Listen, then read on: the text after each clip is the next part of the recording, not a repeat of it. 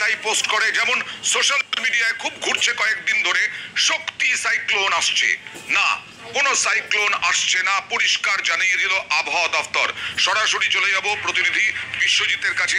Biswajit, cyclone নিয়ে আবহাওয়া দপ্তর কি বলল?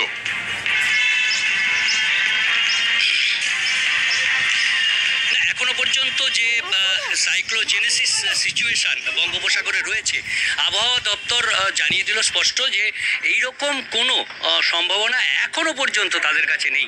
অর্থাৎ সোশ্যাল মিডিয়ায় যে ঝড়ের কথা বলা হচ্ছে, ঝড়ের নাম দিয়ে দেওয়া হয়েছে, স্বাভাবিকভাবেই আমরা জানি যে এই বঙ্গোপসাগর এলাকায় ঝড়ের যে গতিবিধি তা আইএমডি অর্থাৎ ভারতের মৌসুম ভবন সেখানে নজর রাখা হয়।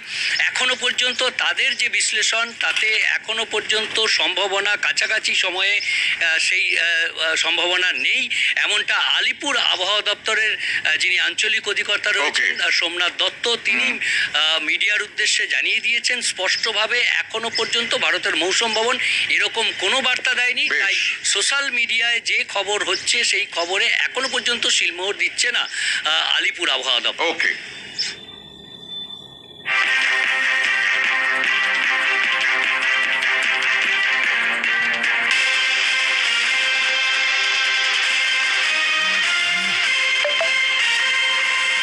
আর সাইক্লোন তো আসছে না, কিন্তু বৃষ্টি আসবে কবে একটাই প্রশ্ন দক্ষিণবঙ্গে। যেমন দক্ষিণবঙ্গ তীব্র গরমে পুড়ছে, আবার উত্তরবঙ্গের ঠিক ছবিটা আলাদা। বৃষ্টিতে ভেসে যাচ্ছে উত্তরবঙ্গ। উত্তরবঙ্গের টানা মুষলধারায় বৃষ্টি, ডুয়ার্সে দেখছেন সম্পূর্ণ বিপরীত ছবি। অস্বস্তিকর আবহাওয়া দক্ষিণবঙ্গে, গরম তার সঙ্গে ঘাম, প্যাচপ্যাচে অবস্থা। আর উত্তরবঙ্গে নাগাড়ে বৃষ্টি, ডুয়ার্সে রাত থেকে মুষলধারায় বৃষ্টি, বিভিন্ন জায়গায় লাগাতার বৃষ্টি। কালজানি নদীতে জল বেড়ে বিপত্তি, ঝড়ে ক্ষতিগ্রস্ত উত্তর দিনাজপুরের চোপড়ার একাধিক গ্রাম। দুটো দিকে উত্তরবঙ্গ আর দক্ষিণবঙ্গ সম্পূর্ণ বিপরীত চিত্র। কিন্তু দক্ষিণবঙ্গে বৃষ্টিটা কবে হবে, আদৌ হবে কিনা, এটাই তো সাধারণ মানুষের এখন বড় প্রশ্ন। প্রথমে দক্ষিণবঙ্গ নিয়ে বিশ্বজিৎ যাব।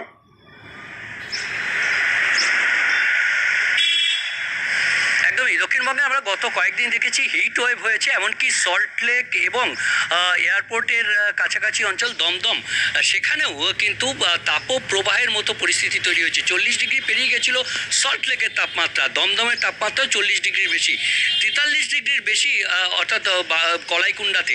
অর্থাৎ সব মিলিয়ে তাপপ্রবাহের পরিস্থিতি ছিল পশ্চিমের জেলাগুলিতে, এমনকি দমদমেও একদিন তাপপ্রবাহের পরিস্থিতি হয়েছিল। গরম এবং অস্বস্তিতে নাজেহাল ছিল দক্ষিণবঙ্গ। আজ থেকে এই আবহাওয়ার পরিবর্তন হবে। আজও সকালের দিক থেকে দুপুর পর্যন্ত গরমে অস্বস্তি পশ্চিমের জেলাগুলিতে বেশি, তবে কলকাতায় তাপমাত্রার পরিবর্তন হতে পারে, পরিস্থিতির পরিবর্তন হতে পারে দক্ষিণবঙ্গে। কিন্তু উত্তরবঙ্গের পরিস্থিতির কবে পরিবর্তন হতে পারে বিশ্বজিৎ?